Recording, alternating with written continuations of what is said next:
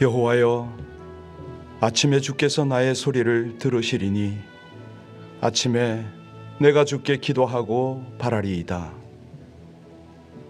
오직 주의 풍성한 사랑을 힘입어 주의 집에 들어가 주를 경외함으로 성전을 향하여 예배하리이다.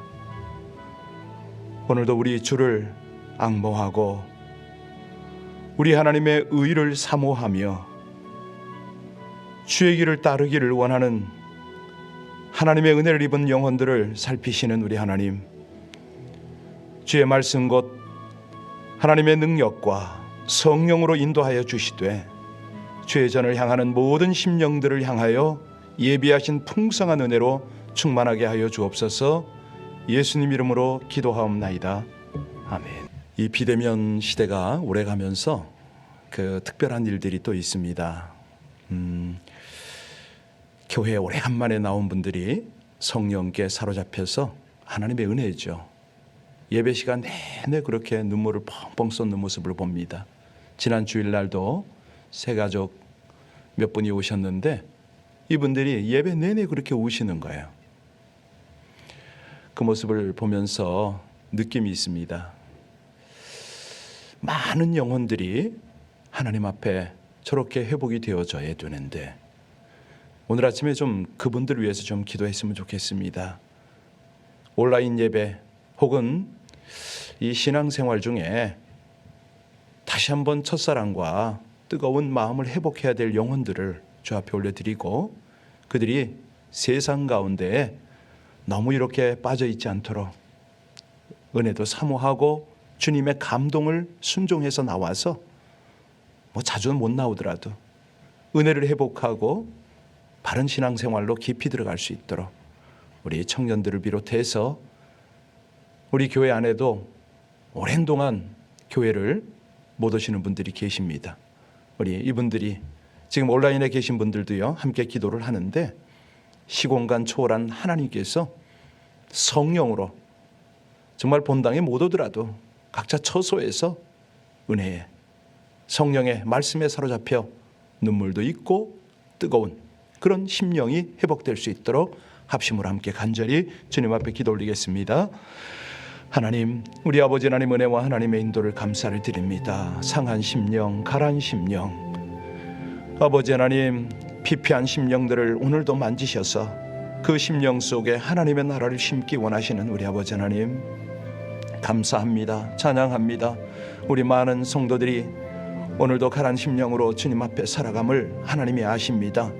그 심령들을 감동하실 때에 한결같이 주의 이끄심을 따라 인도를 따라 우리 아버지 하나님 예배하다가 주님의 음성을 듣고 성령의 만지심을 경험하고 깊은 회복을 이루기를 간절히 원합니다.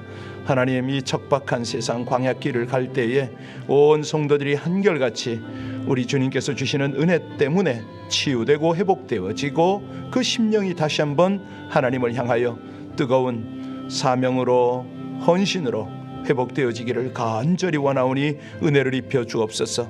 지금 이 시간 온라인으로 예배하는 이들 많이 줄어들고 있지만 그럼에도 불구하고 예배하는 이들 한결같이 우리 하나님을 향한 뜨거운 마음들이 회복되어지게 하여 주옵소서.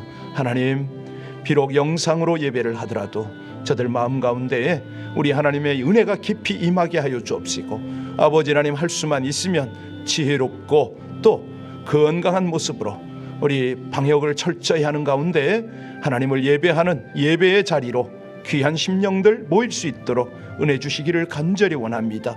그리하여 이 험한 세월에 아버지 하나님을 더 온전히 섬기며 사랑하며 이 땅 가운데 사명을 넉넉히 감당하는 귀한 심령들로 세우시기를 간절히 원합니다. 이 아침에 함께 하시는 우리 주님께서 모든 곳곳에 우리 주 예수의 보배로운 피로 덮으셔서 정결케 하옵소서. 그곳에 은혜가 넘쳐 흐르게 하여 주옵소서. 생명수 가운데 젖어 살게 하여 주옵소서. 감사와 존귀와 찬송드리며 예수님 이름으로 기도하옵나이다. 아멘. 누가복음 3장입니다. 누가복음 3장 1절로 6절의 말씀을 우리 같이 합독하시겠습니다. 디베료 황제가 통치한 지 15해 곧 빌라도가 유대의 총독으로 헬릴리 갈릴리의 분봉왕으로 그 동생 빌립이 이두레와 드라고니 지방의 분봉왕으로 루사니아가 분봉왕으로 안나스와 가야바가 대제사장으로 있을 때에 하나님의 말씀이 빈들에서 사가랴의 아들 요한에게 임한지라. 요한이 요단강 부근 각처에 와서 죄 사함을 받게 하는 회개의 침례를 전파하니 선지자 이사야의 책에 쓴 바 광야에서 외치는 자의 소리가 있어 이르되 너희는 주의 길을 준비하라.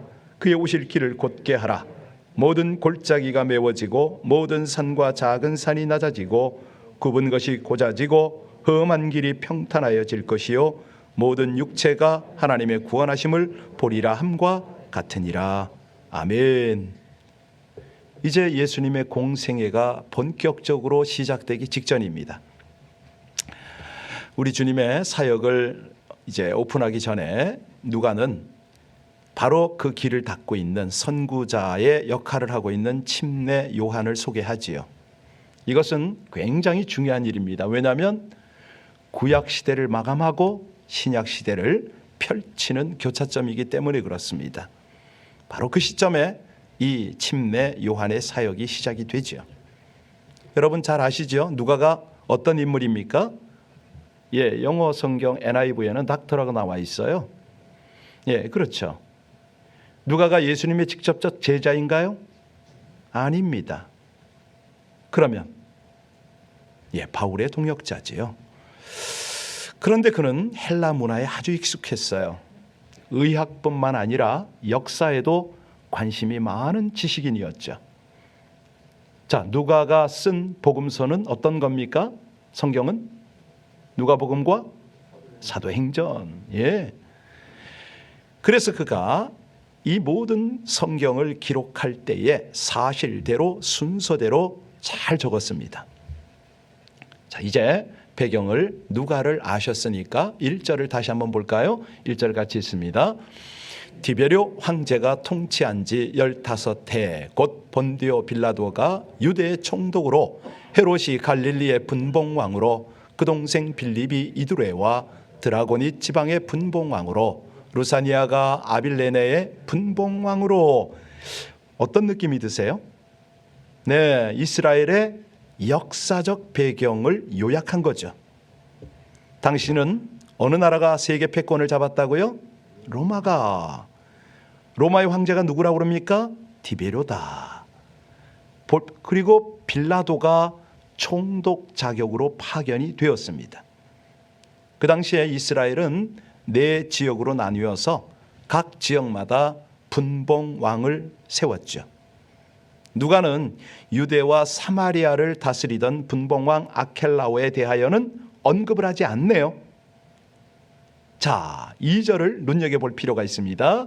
2절 같이 읽겠습니다. 안나스와 가야바가 대제사장으로 있을 때에 하나님의 말씀이 빈들에서 사가랴의 아들 요한에게 임한지라. 여기 보니까 누가 등장합니까? 대제사장. 그런데 이 대제사장은 어떻게 선출하는지 아시죠? 예, 제사장 중에서 이 침례 요한이 사역한 해는 제사장이 누굽니까? 2명이네요. 안나스와 가야바입니다. 한 시대에 2명의 제사장이 있다? 있을 수 없는 일이죠. 도대체 이게 웬일인가? 이 안나스와 가야바는 한 집안 사람이에요. 그러니까 가야바는 안나스의 사위인 거죠. 명목상으로는 가야바가 제사장이었지만 안나스가 마쿠에서 세력을 잡고 있었다. 이해되십니까? 예. 이제 전체 배경을 다시 한번 정리를 해드리겠습니다. 잘 이해하시면은 본문 속으로 들어가는데 굉장히 도움이 돼요.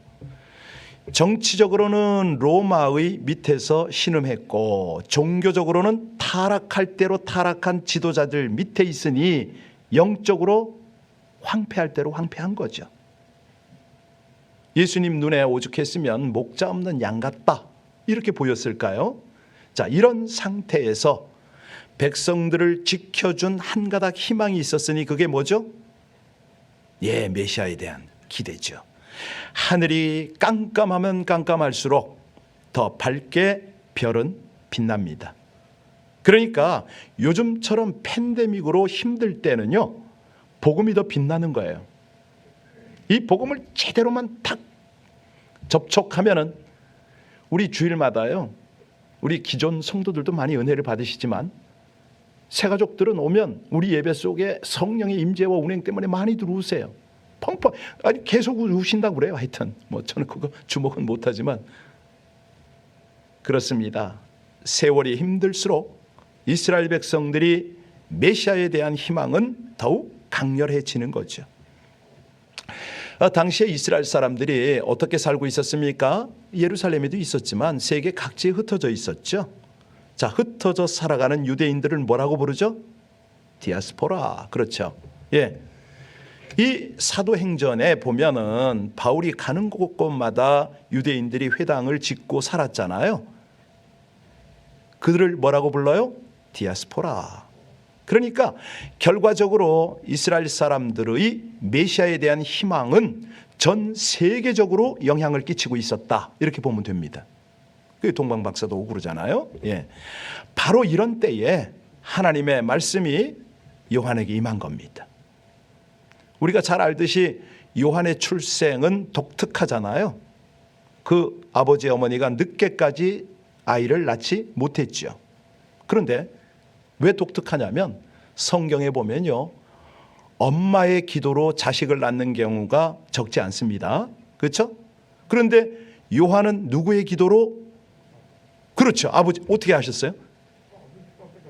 아니, 1장 13절에 그게 나와요. 사가랴가 기도했어요. 아들 달라고, 아버지가. 그런데 재밌는 거는 천사가 전해준 좋은 소식을 믿었다 안 믿었다? 안 믿었어요. 아들 낳는다고 그러니까 이 기도는 해놓고 안 믿었어요. 천사가 오죽하면 아들 낳으면 이름을 뭐라고 해라? 요한이라고 하라. 그가 포도주나 독주를 입에 대지 않을 거다. 아주 그냥 엘리야처럼 많은 사람을 돌아오게 할 거라고 얘기를 했는데도 불구하고 그는 믿지를 않았어요. 그래가지고 뭐가 돼요? 벙어리가 돼버리죠. 예. 이렇게 태어난 요한이 이제 어디서 살고 있습니까? 빈들에서 살고 있습니다. 자, 빈들, 황야. 우리 서부 영화에 나오는 황야. 그렇죠? 사막이라고 할 수 있는 거죠. 아무것도 나지 않는 그런 불모지입니다. 사실 요한이 살았던 빈들, 이거는 그렇게도 이해할 수 있지만 더 우리가 확실하게 알 수 있는 것은 문명을 등진 곳이죠. 요한이 뭘 먹었습니까? 예, 그렇습니다. 이 새벽에요, 새벽 예배를 드리는 분들은 이 성경에 대한 기본이 탄탄해가지고 질문하면 바로바로 대답해 주시니까 너무 재밌어요. 감사해요. 예, 메뚜기와 석청을 먹었습니다. 그가 어떤 옷을 입었다고요? 예, 약대 털옷을 입었죠. 허리에는 어떤 띠를 띱니까? 가죽 허리띠를 띠었습니다. 예, 요건 살짝 대답하기 그렇죠. 자, 여하튼간에 그는 나시린으로 살아갑니다. 그러니 사람들은, 아니 그 시대에 이런 사람 보기가 드물잖아요. 관심이 많았던 모양이죠. 그래서 요한을 보기 위해서 다 이 빈들로 나온 겁니다. 나중에 보면은 마태복음 11장에 보면 예수님께서 그런 말씀을 하시잖아요. 너희가 무엇을 보려고 광야에 갔더냐? 바람에 흔들리는 갈대를 보러 갔었느냐?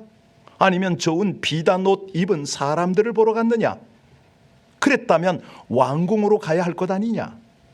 그러면 무엇을 보러 갔느냐? 선지자를 보러 나갔느냐? 그랬겠지. 그는 선지자보다 나은 사람이다. 왜냐하면 그는 내 앞길을 예비하라고 하나님이 보낸 사람이기 때문이다 라고 예수님 말씀하셨죠. 기억나시죠? 그러니까 이 요한의 삶과 요한의 외모, 그리고 요한이 외치는 메시지를 들으면서 사람들이 뭘 생각했을까요? 그렇죠. 4절 5절을 생각했습니다. 우리 같이 4절 5절 같이 읽겠습니다. 선지자 이사야의 책에 쓴 바 광야에서 외치는 자의 소리가 있어 이르되 너희는 주의 길을 준비하라. 그가 오실 길을 곧게 하라.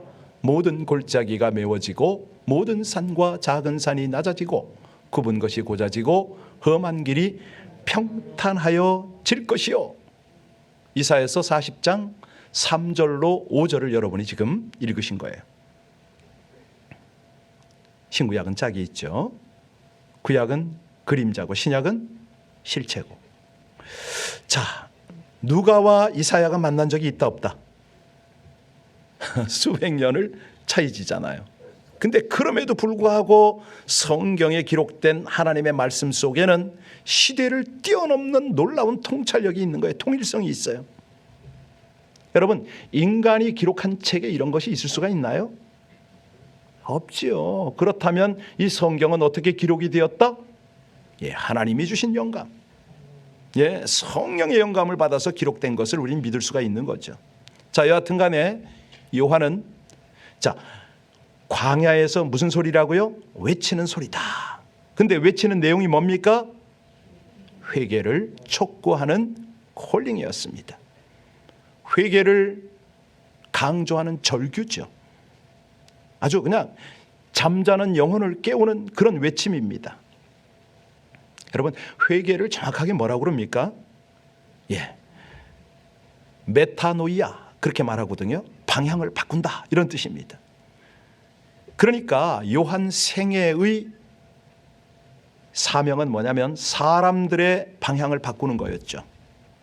지금 살고 있는, 지금 가고 있는 그 방향으로 가면 안 된다는 거예요. 돌이키려는 거죠.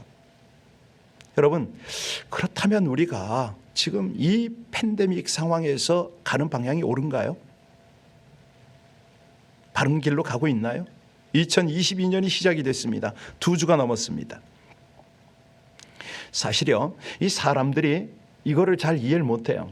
왜냐하면 자신을 잘못 평가하기 때문에. 학교에서 우리가 이제 시험을 치고 공부를 하잖아요. 뭐 교회에서도 합니다.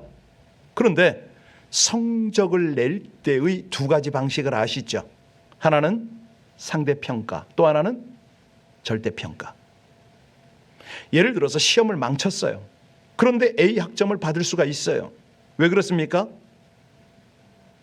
다른 사람이, 다른 학생이 다 시험을 망쳤기 때문에요. 그러니까 혼자서 A를 받을 수가 있어. 망쳤는데도, 점수가 안 나왔는데, 조금밖에 안 나왔는데도. 그런데 그렇게 점수를 매기지 않고 10개 중에 7개가 틀렸다.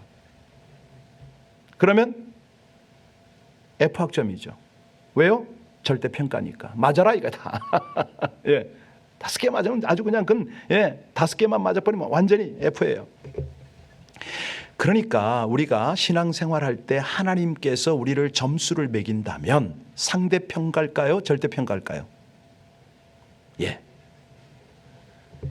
우리 자신을 제대로 평가해야 됩니다. 옆에 있는 사람보다, 내 친구보다, 교회의 아무개보다 내가 올바로 산다? 그래서 나는 저 사람보다 거짓말 안 해, 사기 안 쳐. 나 저 사람보다 헌금 좀 하거든? 봉사하거든? 뭐 이렇게 평가하는 사람 많아요. 그러면 뭐가 되죠? 회개할 것이 없는 거예요. 예, 아주 그냥 교만이 찌르죠. 내가 하나님께 죄 지었다는 눈물과 통회가 없는 거예요. 그래서 신앙생활의 오류입니다. 우리가 이렇게 요즘에 뭐 사건 사고 보고 이러면은 우리가 말세다 말세 혀를 끌끌 차잖아요. 그런데 자기 입에서는 나는 죄인이다 소리가 안 나와요. 왜? 내가 범죄 사고 안 쳤으니까. 3절 돌아가서 다시 한번 보겠습니다. 3절 말씀을 보고, 자, 요한이 뭐라고 그러는가? 요한이 요단강 부근 각처에 와서 죄사함을 받게 하는 회개의 침례를 전파하니. 예, 그러니까 이 요한이 회개를 부르짖을 때에 아주 직설적으로 퍼부어댔었어요. 어떤 자식들아? 어떤 자식들아? 예, 뱀 아닙니다. 독사의 자식들아. 그런데 이 소리를 듣고 많은 세리들과 군인들과 바리새인들이 와서 뭐 했죠? 진짜로 침례를 받았어요. 요단강에 퐁퐁 빠졌다고요. 그러니까 이런 모습을 보면서 우리 주님께서 말씀하시잖아요. 회개에 합당한 뭐를 맺어라? 예. 아무리 침례를 받고 아무리 교회를 다니면 뭐하냐? 그 말씀이죠. 사실 삭개오가 예수님을 만나 회개했잖아요. 그가 뉘우치는 눈물만 흘렸습니까? 아니요. 예, 그의 회개는 실제였어요. 주님, 내 소유의 절반을 사람들에게 나눠주겠습니다. 남에게 부당하게 착취한 것은 몇 배로 갚겠다고요? 4배로 갚겠다고 그랬습니다. 이걸 우리는 참된 회개다 이렇게 말합니다. 예, 여러분 그 토마스 아퀴나스가 그런 말을 한 거 아세요? 아주 유명한 말을 남겼는데요. 은총은 본성을 파괴하지 않는다 이 말을 했어요. 오죽 답답했으면 성자의 입에서 이런 말이 나왔겠어요? 하나님의 은혜를 받은 사람들도 쉽게 그 본성이 달라지지 않더라 이 말입니다. 여러분 사람이 왜 변화되지 않을까요? 참된 회개가 없기 때문입니다. 내 삶의 방향이 잘못됐다는 것을 발견하고 바꿔야 되는 이 진지한 결단이 있어야 되는데 안 되는 거예요. 이게 설교자들의 고민일 겁니다. 사람이 변화되지 않는데, 사람이 제대로 회개하지 않는데 백날 설교만 하고 말씀만 전하면 뭐합니까? 저부터도 그렇고 이게 돌이키지 않으면 무슨 소용이 있겠어요? 자, 그러면 해결책이 뭐냐? 예, 오늘 4절 5절이 해결책인데요. 이 말씀을 정말 우리가 깊이 있게 묵상을 해야 됩니다. 다시 한번 볼까요? 선지자 이사야의 책에 쓴 바 광야에서 외치는 자의 소리가 있어 이르되 너희는 주의 길을 준비하라. 그가 오실 길을 곧게 하라. 모든 골짜기가 메워지고 모든 산과 작은 산이 낮아지고 굽은 것이 고자지고 험한 길이 평탄하여 질 것이다. 이게 길이 어떤 길입니까? 마음의 길입니다. 마음의 길. 마음이 빈들인 거예요. 광야인 거예요. 길을 내는데 그 길을 어디에다 내라? 마음에다 내려는 겁니다. 울퉁불퉁, 예, 들쭉날쭉 이 골짜기를 메우려는 거죠. 꼬불꼬불 굽은 것은 곧게 하고 울퉁불퉁 험한 길은 평탄케 하라. 주님 오시면 그 길로 오신다 이거죠.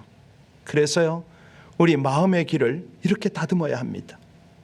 6절 말씀, 마지막 말씀 같이 봅니다. 6절입니다. 모든 육체가 하나님의 구원하심을, 예, 그렇습니다. 우리가 왜 이렇게 길을 만들어야 합니까? 모든 육체가 하나님의 구원하심을 볼 것이기 때문에. 그런데 여기 육체는 뭐 어떤 단순한 인류만 말하는 게 아닙니다. 훨씬 더 포괄적 용어거든요. 그러니까 이게 그 히라보로는 이제 파라살스 뭐 이렇게 읽는데요. 온 우주 피조 세계를 통칭하는 그런 어떤 포괄적 용어죠. 그러니까 우리 주님이 재림하실 때는 천하 만물이 다 본다는 거예요. 그래서 대대로 준비를 해야 되는데 가장 기본적인 것이 마음의 길을 닫고 준비하라. 미움, 시기, 질투, 탐욕, 이것 때문에 일그러진 고리패인 마음을 믿음과 사랑과 소망으로 메꾸라. 이 마음을 다듬기 위해서는 가장 먼저 선행되는 것이 하나님의 말씀이고, 그 다음에 말씀을 들었으면 회개하잖아요. 회개하고 죄사함을 받는 거죠. 오늘 그 내용을 우리에게 전했습니다. 내일부터 조금 더 구체적으로 접근하도록 하고요. 우리가 빈들 같은 이 세월, 우리 마음속에 2022년에는 아름답고 풍성한 결실을 맺었으면 얼마나 좋겠습니까? 여러분, 풍성한 열매 맺기를 원하십니까? 그렇다면 광야 같은 거친 마음, 교만한 산들, 그런 마음들을 무너뜨리고 겸손하고 정결한 심령이 되면 되는 겁니다. 오늘 이 내용을 기도로 드리고 여러분 카톡에 다 보냈습니다. 또 보내겠습니다. 기도하겠습니다. 빈들에서도 좋은 열매를 맺는 은혜의 길로 인도하시는 하나님, 2022년도 아름답고 풍성한 결실을 맺기를 소원합니다. 제 속에 있는 광야 같은 거친 마음들과 교만한 산들을 무너뜨리고 정결케 되므로 겸손하고 가난한 심령이 되어 주의 길을 만들고 주의 임재 가운데 주의 능력으로 살게 하여 주옵소서. 주께서 재림하시는 나팔 소리가 울려 퍼지는 그날까지 은혜의 열매를 맺어 영광 돌리기를 간절히 원하며 우리 주 예수님 이름으로 기도하옵나이다. 아멘. 찬양하셨습니까? 이 찬양 무슨 찬양입니까? 보혈 찬송. 그 보혈이 뭐 하는 거죠? 우리 마음을 씻는 겁니다. 오늘 높고 교만해지고 거칠고 탐욕스러운 마음을 지금 부르신 찬송처럼 이 새벽에 씻어달라고, 피가 내 마음을 내 영혼을 씻어달라고 같이 기도하시겠습니까? 우리 자녀들을 위해서 기도해 주시고, 이때 음악이 탁 나와야 돼. 그래야 이게 은혜 속에 싹 들어가는데 그렇게 우리 마음 가운데요 정말 보혈이 적셔지도록 다른 방법 없습니다. 주님의 은혜가 함께 하시니 주여, 나는 평생을 회개해도 내가 그렇게 변하려고 해도 되질 않습니다. 저를 불쌍히 여겨주시고 이 은혜로 저를 다듬어 달라고 이 아침에 함께 기도하겠습니다. 간절히 기도하십시다. 아버지 하나님, 하나님의 은혜와 하나님의 인도를 감사를 드립니다. 다시 한번 약하고 추한 이 모습을 씻으시려고 십자가 보혈을 허락하시고 귀한 은혜 베푸심을 감사를 드립니다. 주님, 참으로 주님 앞에 허물 많습니다. 돌아보면 연약한 뿐입니다. 회개하고 주님 앞에 그리 돌아가야 되지만 아버지 하나님, 어쩌자고 이렇게 위선이 가득하고 교만이 가득하고 탐욕이 가득하고 정욕이 가득한지 모르겠습니다. 주님의 보혈이 아니고는 방법이 없음을 고백합니다.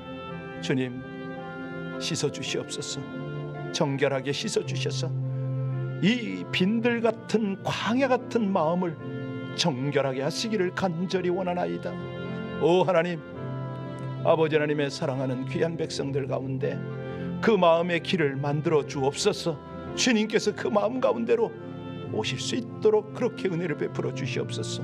하나님 감사합니다. 주의 백성들이 이 새벽에도 간절한 마음으로, 간절한 믿음으로 주님 앞에 간구할 때에 주의 은혜, 주의 인도, 아버지 하나님의 거룩한 역사가 함께 하시기를 간절히 원합니다. 도우시고 충만하게 하여 주옵소서. 은혜 위에 은혜를 더하여 주시옵소서. 신실하신 하나님을 찬송합니다. 감사합니다. 모든 영광 존귀를 주께서 받으시기를 간절히 원합니다.